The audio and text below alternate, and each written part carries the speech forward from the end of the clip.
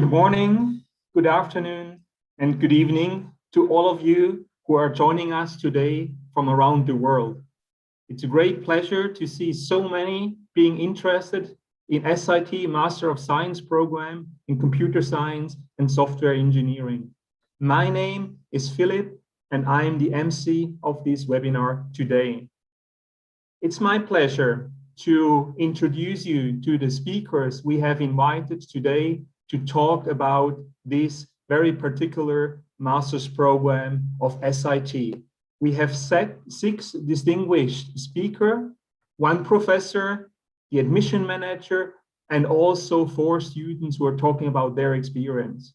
But this is not only about inputs from our side, this is the unique opportunity for you to ask your question about this program. So please don't be shy. Take the opportunity and drop us your questions, either directly in the chat here, and we will answer all of that, or send us an email.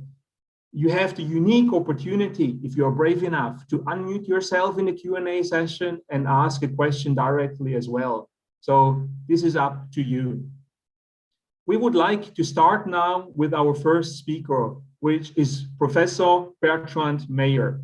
He is our provost at SIT, and he has also the chair of software engineering, and he will introduce the program to you in all the details about the content, but also the opportunities you have once you finish the program. Bertrand, it's great that you'll be with us today. I hand over, stage is yours. Thank you very much, Philip. The pleasure is mine, and it's great to see a new group of students interested in this program.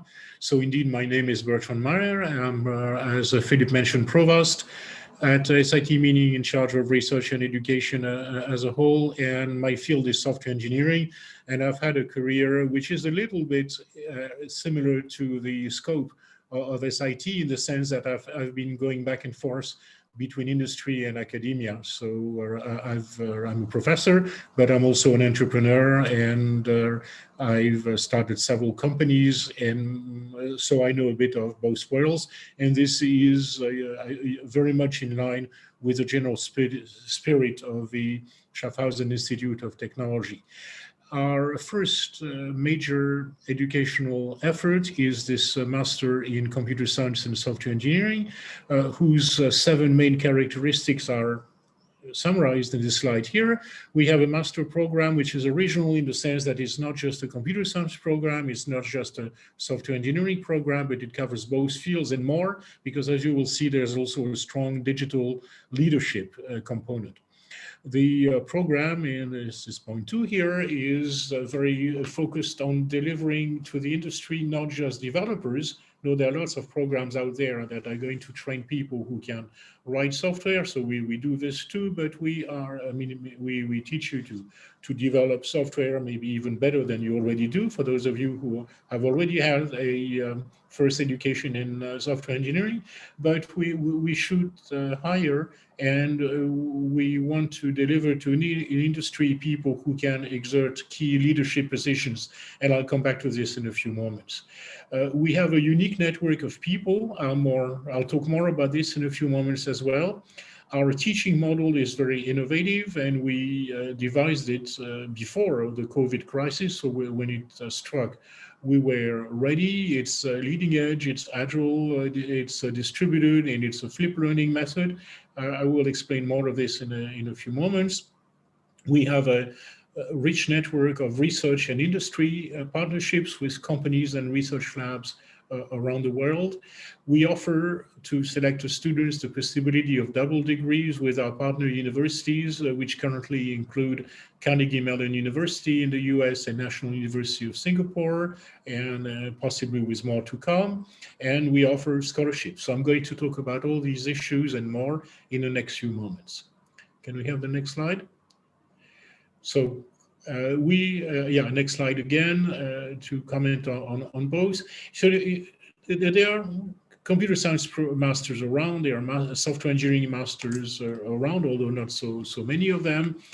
What we wanted to do was something a bit different, because we talked to our colleagues, to these industry leaders in our network, and what they told us is that they desperately need more than managers and more than developers. You know, they have good developers, they have good managers, but they also want people who have competence on both sides, people who are good technically, who are really savvy in terms of IT and computer science and software engineering and AI and so on, techniques, but who also know how to lead a group, how to make strategic decisions, and people who have the holistic system thinking. So this is how we designed our master, in direct response to the needs that were, no, we can still stay on the previous slide for a second. We listened to these people in our network, these leaders in our network, who told us that what they want is this particular mix that they do not find in existing programs,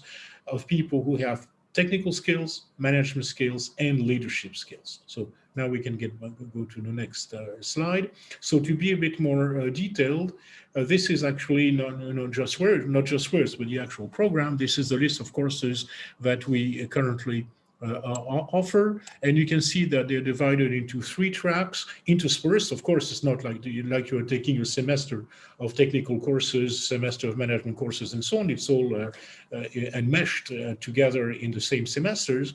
So on the technical side, which is quite extensive, as you can see, I'm not going to go through the whole list of courses, but let me give you a couple of examples. We have a course on quality engineering, which is taught by my colleague Mauro Pezze, who is one of the world's experts on software testing. So he talks about testing and about quality in general.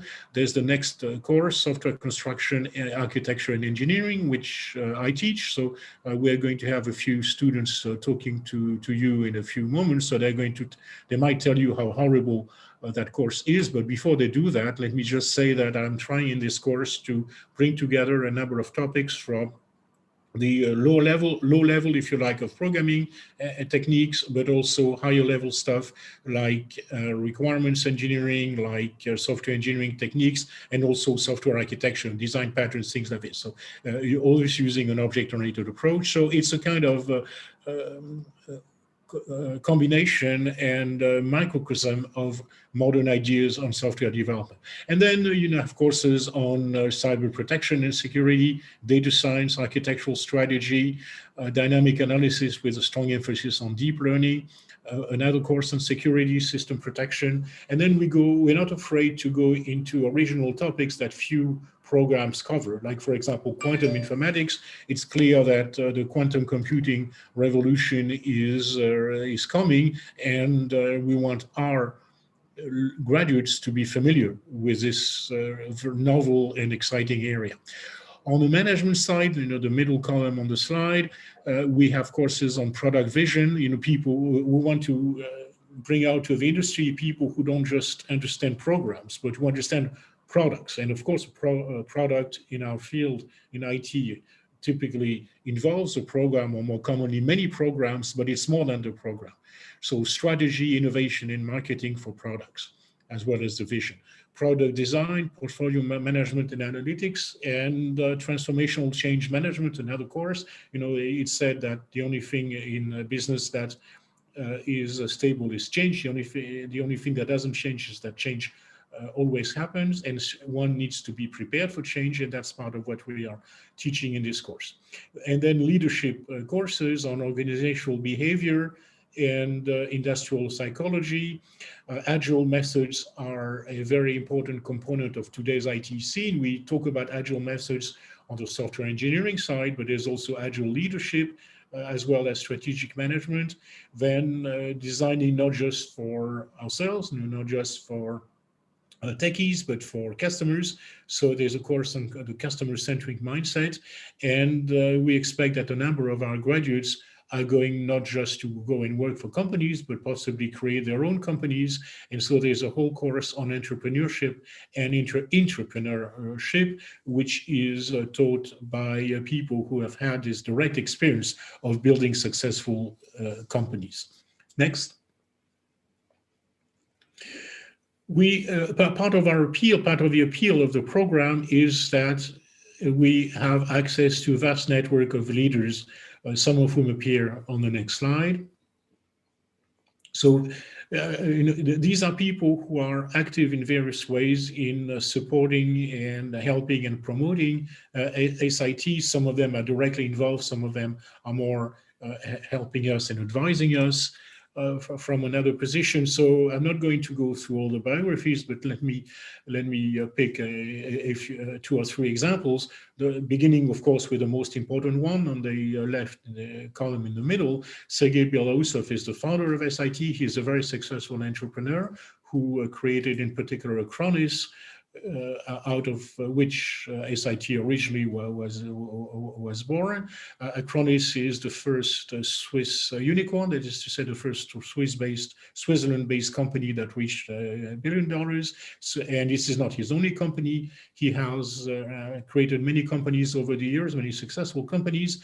But deep down, Sergei is a scientist. He was trained at MIT, one of the top, I should say, the top technology and science school in Russia, and he has this vision of a university that would be really innovative and which would be much more in gear with the needs of industry, the most innovative parts of industry than the traditional universities are.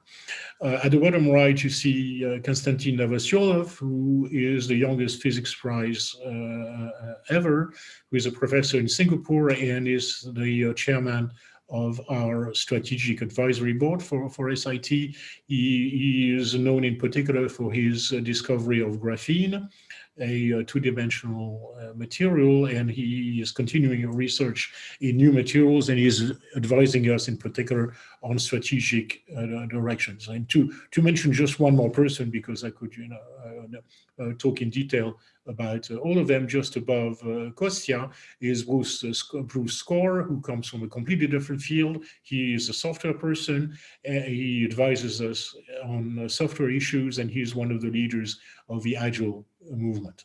Next slide.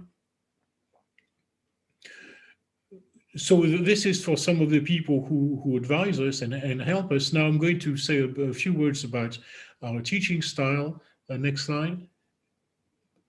So, as I said, like everyone else, of course, who were taken by surprise by when COVID arrived, but we had started preparing for the new world of teaching much earlier than that. So our mode of teaching includes the following, or blends the following: contemporary, blended, on-site or remote working teams to learn from hands-on experience with a very strong practical slant. The practical slant is reinforced by industrial projects. So we have this network of companies that work with us, collaborate with us, and who provide us with industry projects. And is this, again, this mix of academia and industry, which I mentioned in relation to my own background, which is very much in the DNA of SIT.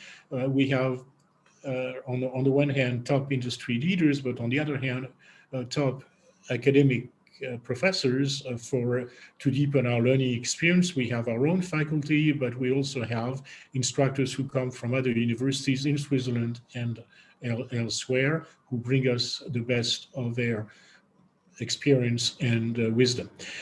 We don't just have courses, we also include occasional seminars and conferences and interviews involving people from many walks of business and science.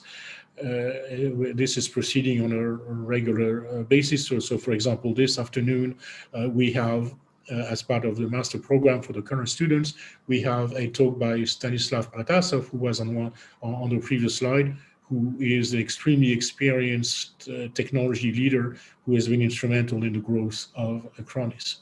And we use not just people, but technology. We are developing, as part of SIT, but as a distinct entity within the SIT ecosystem, a company called Alemira, which is building the next generation computer-aided educational system with the emphasis of active learning, not just having MOOCs. And I think we have all got used to the experience of taking video lectures, but it's more than video lectures. We want students to be able to manipulate things directly, as if they were manipulating the physical stuff or the virtual stuff in the case of software. So Alimera is promoting this active approach to digital learning, and our students will be the first to benefit from these innovations. Next slide. So again, in the line of our network and the people who help us and support us throughout the world, we have a number of close connections with leading universities around the world. So if we go to the next slide, our research is divided into three parts: computer science and software engineering, quantum technologies and advanced materials, and technology transformation. And clearly, we are an organization in the making. We're still very young. I mean, two years ago, SIT didn't even exist as an entity. The master program that we're talking about started out last year. So things are still pretty much in the making, but there are pieces which are already there. In particular, the leftmost part of the picture here is there with two chairs, a chair in cybersecurity and information integrity, and a chair in software engineering, which is mine. And we have a number of PhD students and postdocs who are pursuing a research in advanced topics in these areas, publishing left and right in the best journals. And this, of course, is in line with the idea of having a top-level university with a close connection between teaching and research. Next slide. Aside with research and academia, we have an industrial aspect to the SIT master experience described in the next slide. So how do we make good on our promise of industry-related, practically oriented teaching? Well, there are a number of dimensions to that. An important component of our program, which was not listed in the list of courses that I gave earlier, but it's an important part of the curriculum in every semester, is the capstone project. One of the frustrations that I've always had as a professor of software engineering elsewhere is that, well, to learn software engineering, you need to produce software, you need projects. But in the strict standard classical division of a curriculum into semesters, which are really 14 weeks, that's what an academic semester is, you get stuck, because how big a project can you give to students in a 14-year slot? Not very big. And so when it starts becoming interesting, it's usually during week 12 or week 13, and then of course students are going to go away and come back for another course for the next semester. So this is really limiting our ability to teach the most important software skills, in particular the skills of developing big, serious industrial software, which can be taught, but you need time for that and practice. So to counter that, we have put in place this capstone project, which covers 3 semesters and with the same instructor and the same project over 3 semesters. And it's a group project so that students also learn how to collaborate and cooperate, which is the way one develops software in industry, on a non-trivial topic. And this is an important part of the SIT learning experience. In addition to the capstone project, we offer summer internships for immersion in industry. The master program includes a master thesis. So here, there are different personalities, different kinds of students. Some prefer to have a research-oriented master thesis, so for example, with me, or in software verification, or with Mauro Pizzi on testing and smart cities and other such topics. And but it can also be done in a company. A master thesis can also be done in a company or in a startup. We provide access to seminars and talks by some of the industry leaders I mentioned in an earlier slide, and others, of course. And of course, the industry partners are interested in us, not just for the vision, but also for the graduates. So having these early contacts with those industry companies provides, in many cases, a good first step towards actual employment. Next. So the career opportunities, let me expand on this a little bit on this next slide. I mentioned earlier what companies had told us when we asked them, about what exactly do you need now, which is not covered by existing educational programs. And so they came up with a whole set of job titles which sometimes exist today, sometimes do not exist yet, but are going to exist. So things like chief architect, someone who can actually drive the technology roadmap across an organization.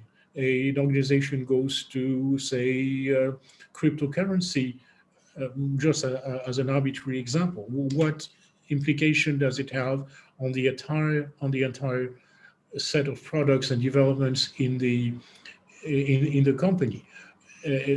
Strategic technology decisions that have implications on technology, but also on business, on marketing, and all other aspects.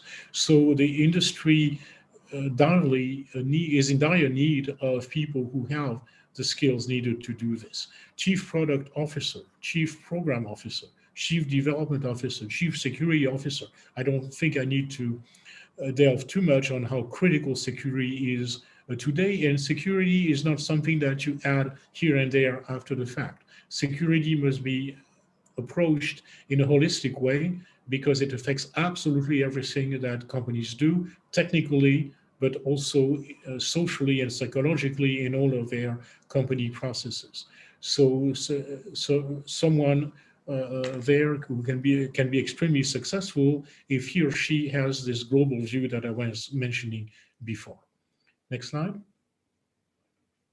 So concretely, what are the programs? So one of the opportunities is the fast track, and another one is the double degree program, which are described in the next slide.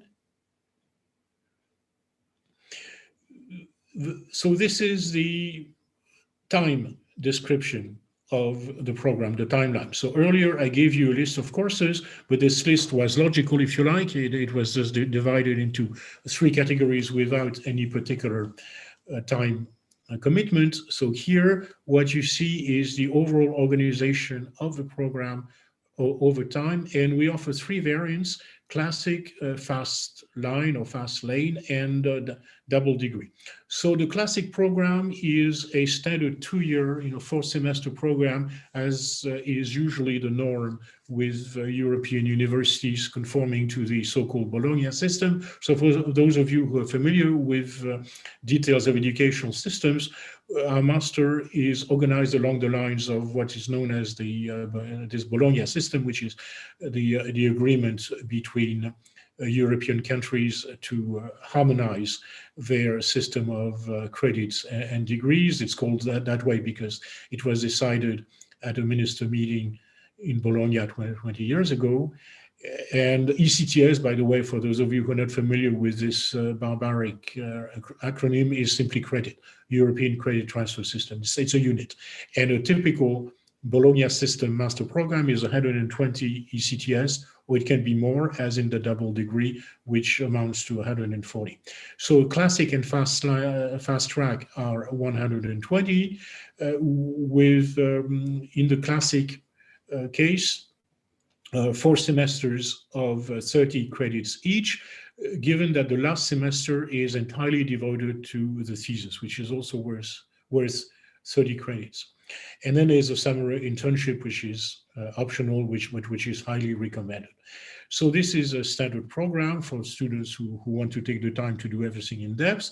Then we also have a fast lane variant, which is essentially the same, except that it's somehow collapsed. It's concentrated on 3 semesters, plus the summer, and the thesis is a little shorter, not much, 24 credits altogether instead of 30. And then we have the special possibility of a double degree with the partner universities. As I mentioned, we're considering adding new universities to this list. At the moment, it's Carnegie Mellon and National University of Singapore. And so basically the difference is that the second year is spent in the partner university. The first year is shared. So the first year is the same for everyone. It's in the second year that the different tracks diverge slightly. So this is our program, and I hope you find it attractive. And then in the next slide, we are going to give you, or my colleague Olga Karyanka, who has a great smile that she's showing us now, is going to tell you a little bit about the details of the admission process. Thank you, Bertrand, for sharing all these insights of this very particular setup and the unique features of this Master of Science program in computer science and software engineering. As you mentioned, next we have Olga Kornienko. She is our head of student acquisition, and she will talk about admission, fees, and scholarships. Olga, stage is yours. Yeah, thank you, Philip. Thank you, Bertrand. Hello, everyone. Nice to see you all here. So right now I will tell you how to apply to our SAT Master Program. There are just 5 easy steps. You can see them on the screen. This is registration. It's needed to submit your application, go through the programming test. Then some of you will have interview or interviews, and then we will announce the results. The application deadlines are for non-European applicants by April 30th. So it's just 2 weeks to send your application, and for Swiss and European applicants by August 31st. I want to highlight that just right now, Bertrand told us about double degree and fast tracks. Application for scholarships for double degree and fast track will be open during the first semester. So only when you're already our SAT students. So the next slide, and I will tell you a little bit more about each step. First of all, you need to register to our SAT admission portal. How to do this? You can do it directly in our portal. And the second option, you can register on our sat.org website, and you will get the direct link to our SAT admissions portal. Then it's needed to submit your application. For this, you need to fill out all the needed information about yourself, about your education, where you're from, upload all the supporting documents. The next slide will be about all the supporting documents needed to be uploaded. Submit your application and pay non-refundable application fee of 35 Swiss francs. After you submit your application, our admission office will check that everything is good with your application, that all the needed supporting documents are uploaded, and after this, we will provide the link for the programming test. So as soon as you get the link for the programming test, it's available for 7 days. And as soon as you start your test, you have just 3 hours to complete 4 programming tasks. After you completed the test, we will double check your application and will send for the faculty and the admission committee review. At this stage, you can get already your results. Your application can be rejected, or you can get an offer, or you can be invited for the next step for the interviews.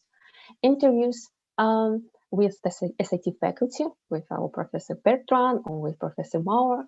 And the second interview could be for those who will apply for scholarship or who already applied for scholarships.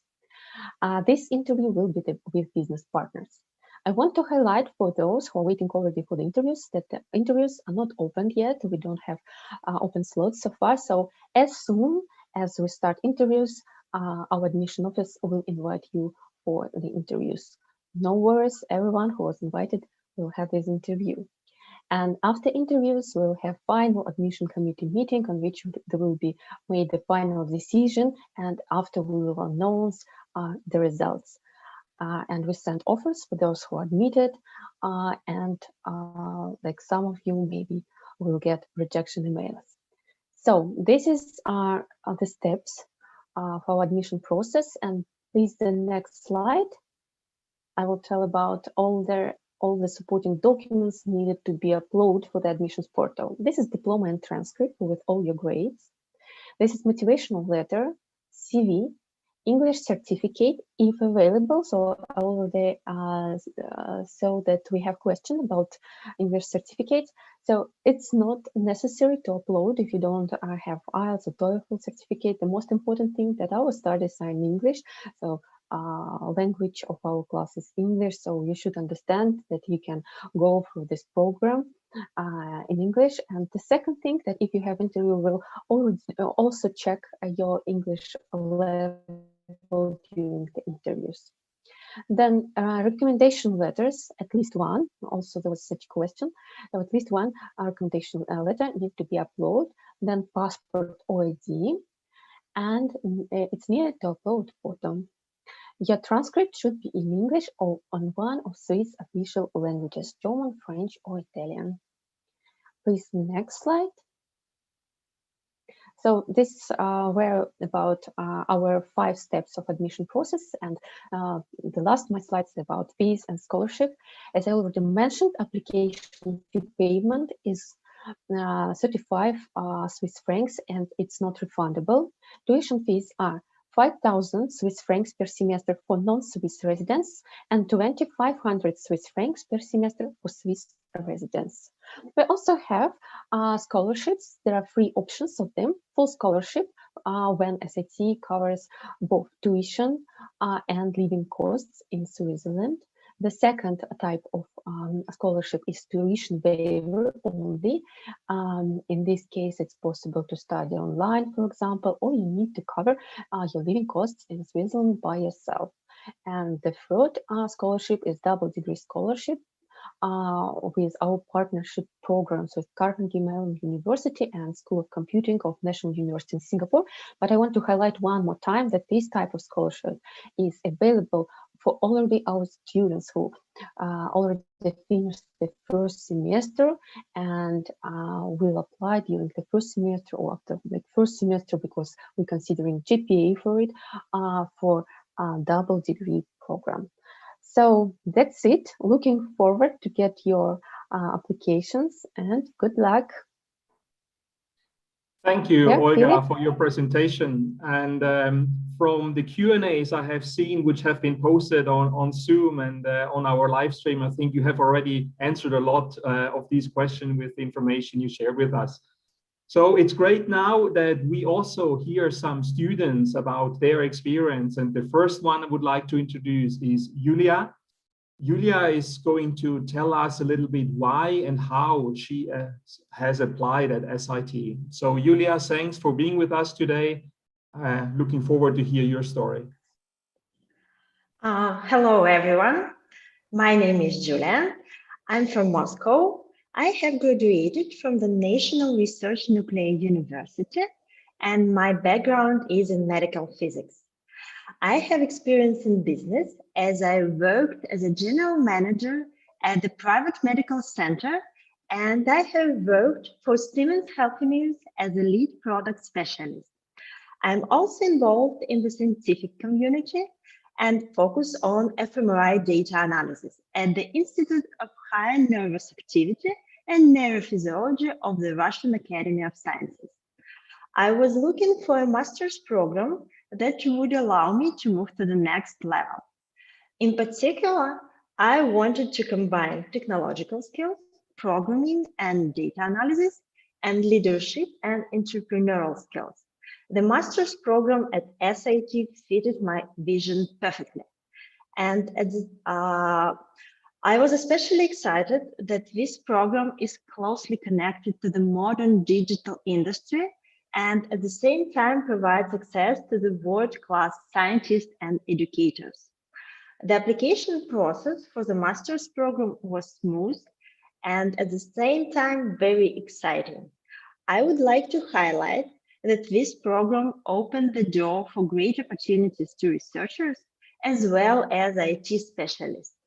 The courses taught at the university have direct connection to the industry, and the knowledge gained from the lectures could be applied right away to solve practical issues and challenges.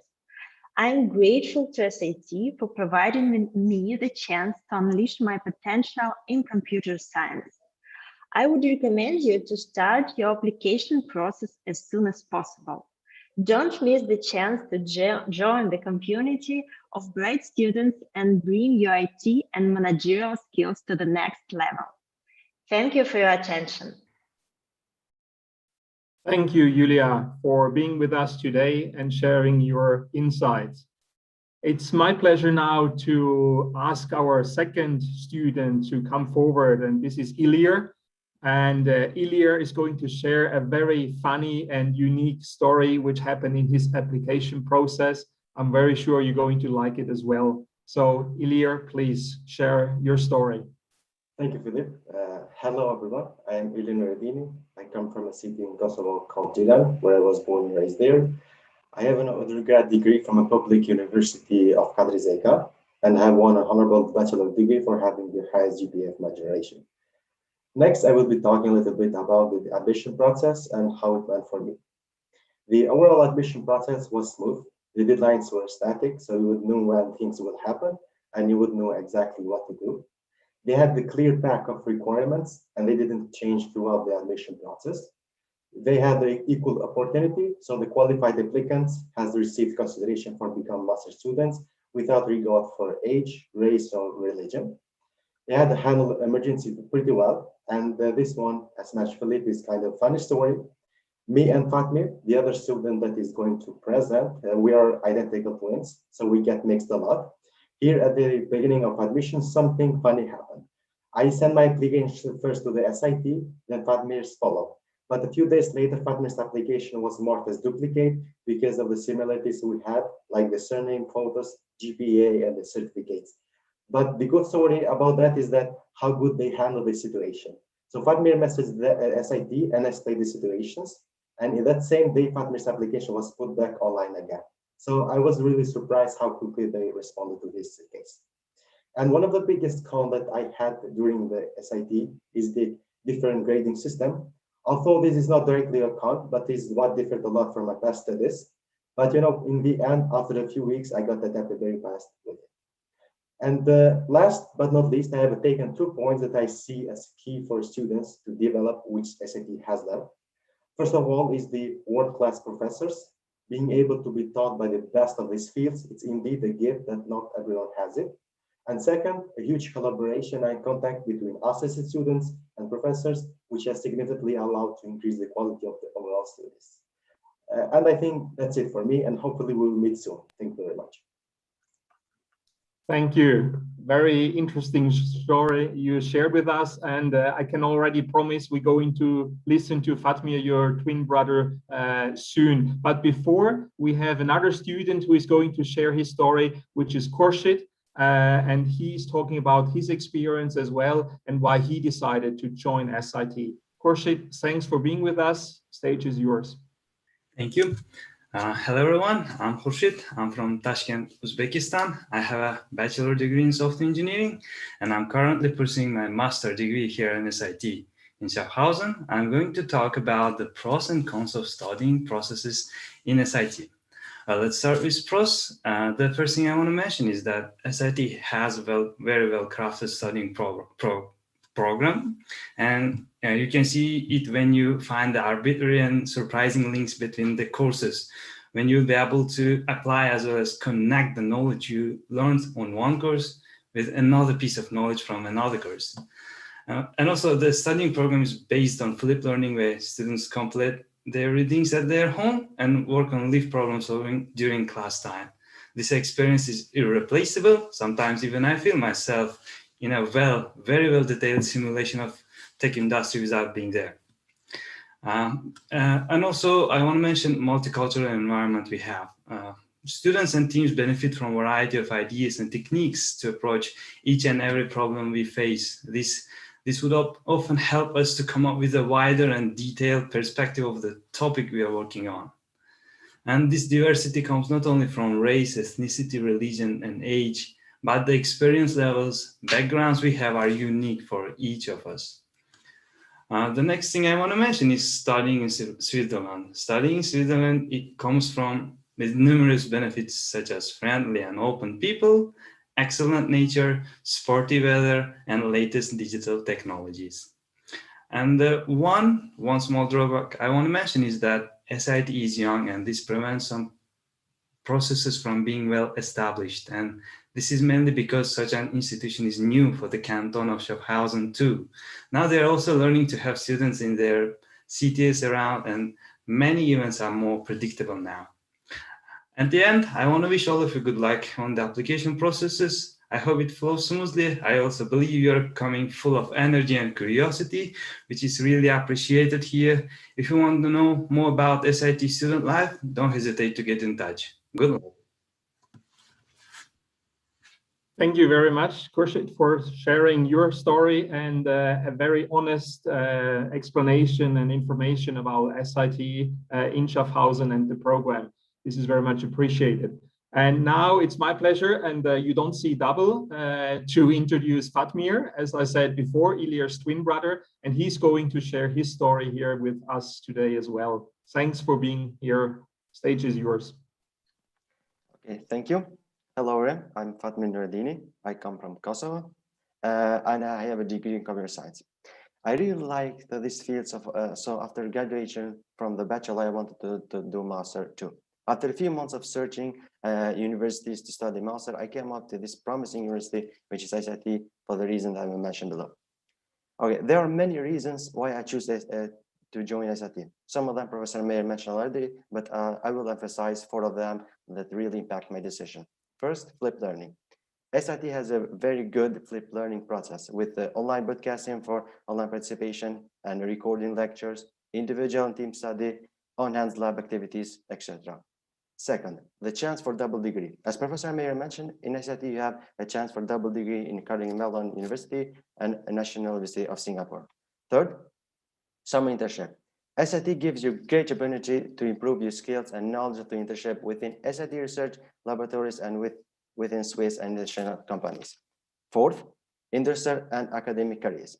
Now, as we know, in the classic learning, which happen in most of universities, in their program, we should learn mostly prepare you for the academic career. But here in SIT, through the mix of learning, will prepare you for both industrial and academic career. In there, let's talk a bit of my experience now.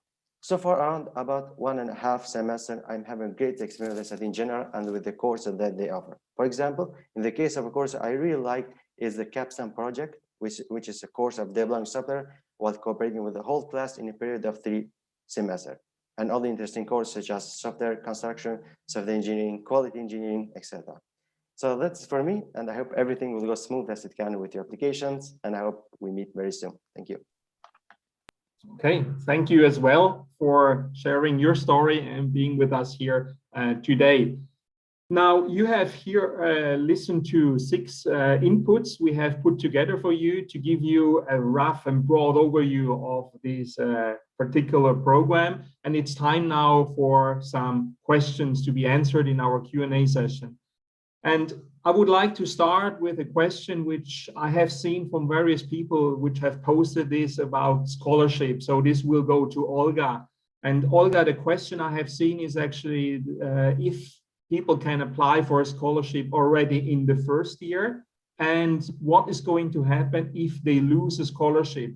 Can they still finish studies? Do they have to pay the tuition fee themselves? Do they have to pay back the scholarship they have received? So I think there's a couple of questions around scholarships. Great if you maybe can elaborate a little bit more in detail how it works with our scholarship system. Yeah, sure.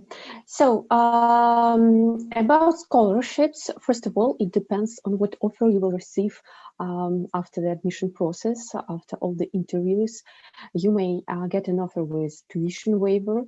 So this is one of the option scholarships. You can get the offer with a full scholarship. Yeah, it depends. And yeah, it's answering for like for the first semester. It's possible to get scholarship for the first semester. After this, so like all our students, Yulia, yeah, so right now, Ilir, Fatmir, Khurshid, I think, as I remember, you all have scholarships right now for the first semester. After it, during the first semester, depends on your GPA and academic achievements, we can proceed with the scholarship for the second semester. So it depends on GPA, and we'll reply and answer what is exactly the GPA if we are ready to give and provide scholarship for the next semesters. So if you lose scholarships, it's possible, for example, just lose living cost part. You can pay for your living cost in Switzerland by yourself, or you can study online. And one more thing, if you lose the scholarship itself, so it's possible to pay for by yourself and proceed your studies. Yep. Good. Okay, thanks a lot. And as I mentioned at the beginning of this webinar, if you have more questions, we will answer these questions by email as well if we don't have time to answer all your questions here in the Q&A session. The next question would go to Bertrand. I have a student, I assume a student who is interested in our program, asked about if SIT has a preferred student profile. And the question, I think, if I understand it correctly, goes in regards to the selection criteria, which are going to be applied. And if you can share some insights here with us, please. This is a very good question. We want students who are enthusiastic, very driven, who really want to make a difference, and we want students who are very good at what they do. So we're not absolutely restricting students to a bachelor degree in, everyone should have a bachelor degree or equivalent. Normally, by default, the bachelor degree should be in computer science or a related field, computer engineering, something like this. But this is not an absolute requirement. We will consider and have considered in the past people who have a bachelor degree in a different field, but who are showing two things. First, that they are very good in their field, in that field. Okay, if you studied basket weaving, and to take an arbitrary example, and got a D+ in basket weaving, we don't assume that by default that you will do much better in computer science. On the other hand, if you studied say mathematics or physics and show that you were really good at mathematics or physics, then we're interested in you. Of course, we will check that you have the ability to learn the programming and computer science skills that you're missing in your first degree. But we are not limiting ourselves to a bachelor degree in computer science. So this is one really important condition, to show that you're good in what you've been doing so far. And the second one is that you should show an interest and an ability to go further into the topics of SIT, that is to say, computer science, software engineering, and leadership. Okay, thanks a lot for these insights here as well.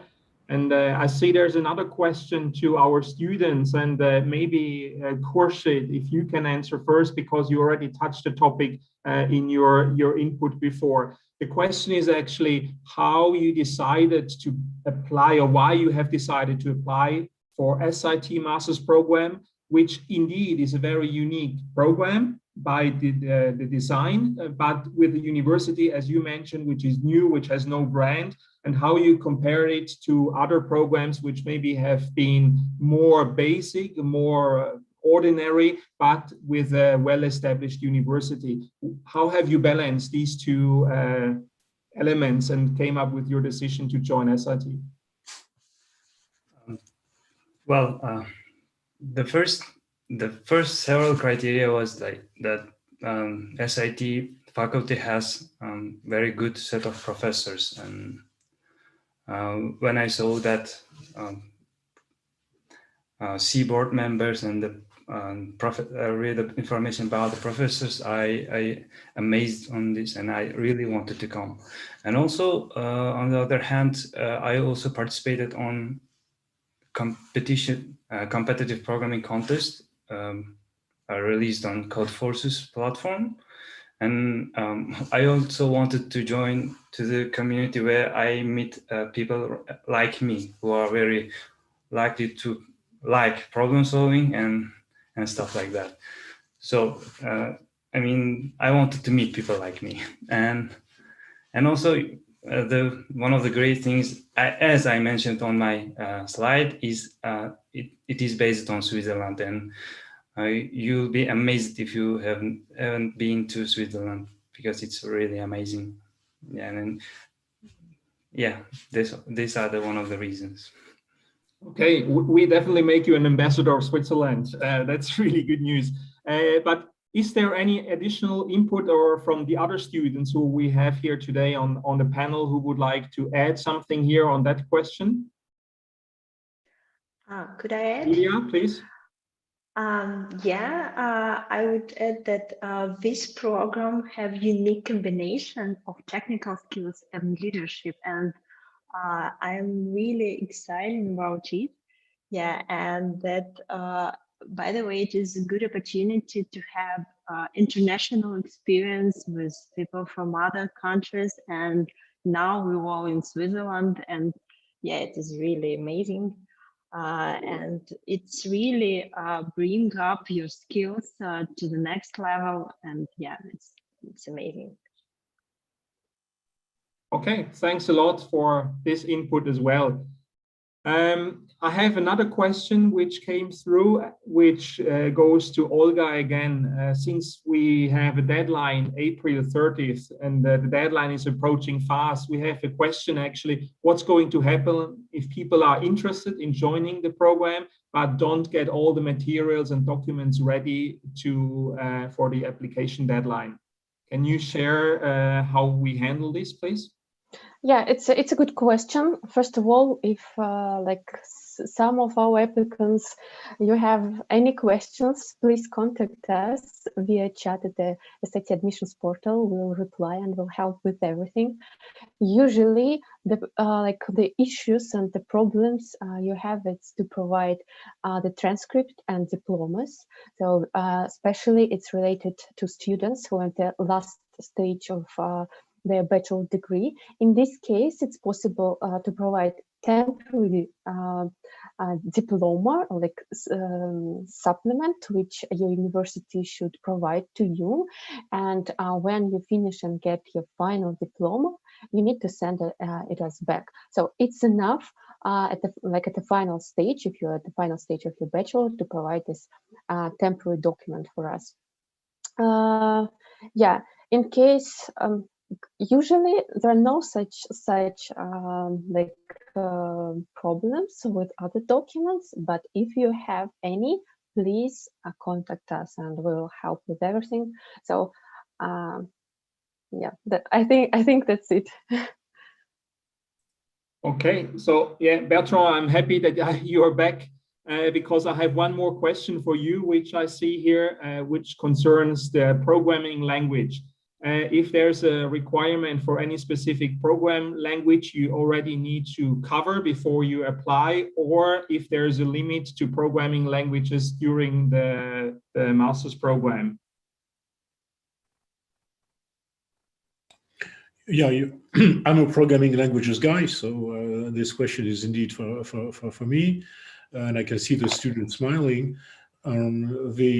So the short answer is no. There is no requirement to know a specific programming language. I mean, it's clear that anyone who has had some programming background these days will have learned a few which are dominant. I mean, one or more of Java, Python, JavaScript, these are probably, and maybe, C#, C++, and so on, but we don't require a particular programming language. So that was the first part of the question. Do we require knowledge of a particular programming language?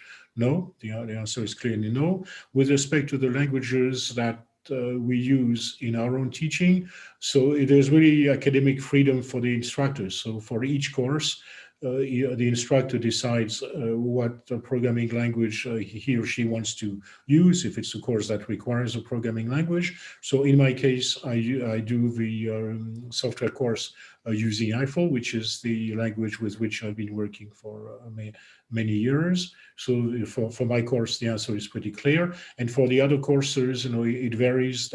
I believe the capstone project is done in Java, if I remember right. I believe the machine learning course uses Python. Is that correct? So you see there's a wide variety. Well, one thing really to understand is that learning many programming languages is a plus, and it's also required of anyone who wants to be in this business. I like to say that a software engineer wakes up in the morning and before he brushes his teeth, learns a new programming language. And even though I'm not sure all of them brush their teeth, but they should. Before breakfast, you learn a new programming language, and you shouldn't be scared of learning a new programming language. I mean, if you're scared of learning a new programming language, you should be in another business. But I take the question as being really in this spirit of, will I get the opportunity to learn new programming languages? And I'm pretty sure you will. Great, thanks. And looking at the smile of our students, the bright smile of our students, they're going to brush their teeth every morning, it looks like at least. So thanks very much, Bertrand, for sharing this. As I don't see more questions coming in here on the Q&A side, I would like to go to finish this webinar. However, before doing so, I would like to remind all of you who are joining us today, if you have more questions, please do not hesitate to get in touch with us. Check our website. You can also watch the video of this webinar again, but you can also get much more information there on the website and the application side.